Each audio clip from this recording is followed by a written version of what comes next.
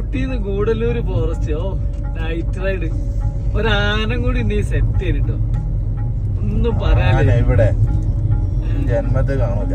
ഭാഗ്യം കൂടി വേണം. ആനപ്പിണ്ടി അതാ. കുറച്ച് ഭാഗ്യം കൂടി വേണം, എന്നാ കാണാം. തന്നെ ആനപ്പിണ്ടി ഉണ്ട് കേട്ടോ.